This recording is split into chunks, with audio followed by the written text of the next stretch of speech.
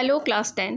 So today I have come up with the summary of the poem Fire and Ice written by Robert Frost. Robert Frost की हम एक और pome discuss कर चुके हैं, dust of snow. Robert Frost was an American poet थे, but उनके most of work में जो न्यू इंग्लैंड की रूरल लाइफ है या फिर जो डे टू डे लाइफ की हार्श रियलिटीज़ होती हैं उनको डिपिक्ट किया गया है. So let's see the introduction.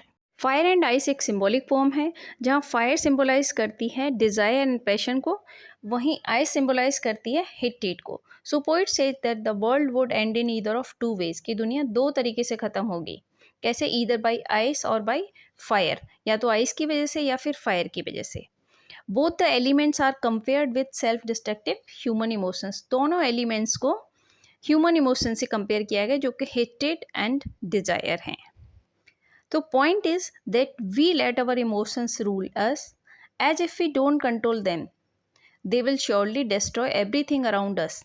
कि हमें हमारे इमोशंस को कंट्रोल करना चाहिए, नहीं तो वो हमारे चारों तरफ सब कुछ बर्बाद कर देंगे. Similarly poet thinks about the fire and ice. इसी तरीके से पोइट फायर एंड आइस के बारे में सोचते हैं कि both are just as competent.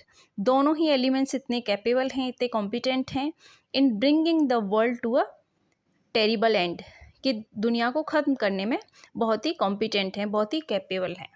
अब हम देखते हैं summary. Let's see the summary. So through this poem fire and ice, poet talks about the two different believes regarding the end of this world.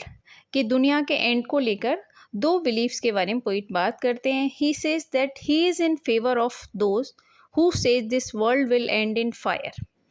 Poet कहते हैं कि मैं उसके favour में हूँ जो ये कहते हैं कि ये दुनिया किसकी फायर की वजह से होगी, मीन्स डिजायर्स की वजह से और पैशन की वजह से ये दुनिया एंड होगी. As he has seen the effect and result of uncontrolled and unending desire. क्योंकि वो अनकंट्रोल्ड डिज़ायर्स, जो अनएंडिंग डिज़ायर्स हैं, इच्छाएं हैं, उनका इफेक्ट देख चुके हैं. He finds the human desire same as fire in its nature. वो क्या देखते हैं कि ह्यूमन डिज़ायर्स भी ऐसी ही नेचर की होती हैं जैसे कि आग होती है, जैसे कि फायर होती है. On the other hand, the second belief tells that the ice is sufficient for destroying this world. दूसरी तरफ ये भी देखते हैं कि आइस भी सफिशियंट है इस दुनिया को ख़त्म करने के लिए, आइस भी काफ़ी है.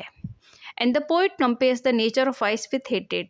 और वो आइस के नेचर को किससे कंपेयर करते हैं? हेटेड से. आपने देखा होगा जब कोई किसी से नफ़रत करता है तो वो एकदम कोल्ड हो जाता है, एकदम से कोल्ड हार्टेड हो जाता है.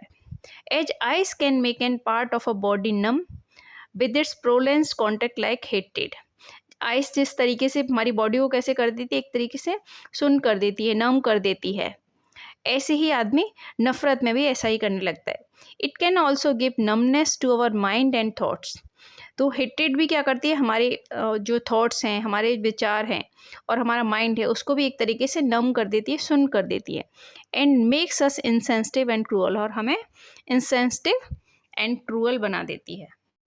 Therefore, if the earth was to end twice, आगे कहते हैं कि अगर अर्थ को दो बार ख़त्म होना हो, ice would be just as good as fire. तो आइस भी उतनी ही कॉम्पिटेंट होगी जितना कि fire. If a fire would lead to rapid destruction, अगर फायर रैपिड डिस्ट्रक्शन करती है, मतलब जल्दी से चीज़ों को बर्बाद करती है, then ice would lead to the silent damage.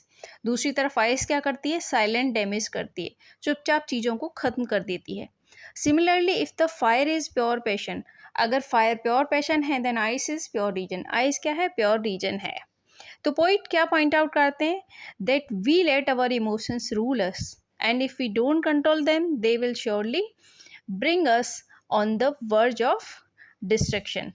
Poet कहते हैं कि अगर हम हमारे इमोशंस को कंट्रोल नहीं करेंगे, देन डेफिनेटली एक दिन हम डिस्ट्रक्शन के एज पर आकर खड़े होंगे. So guys, with this I come to an end. If you like the video then please do like, comment, share and subscribe. I know मैं रेगुलर नहीं हूँ, मेरा कंटेंट प्रॉपर नहीं आ रहा है, मेरे वीडियोस रेगुलर नहीं आ रहे हैं, बट फिर भी आपको पसंद आता है, then please do like, comment and share. Thank you.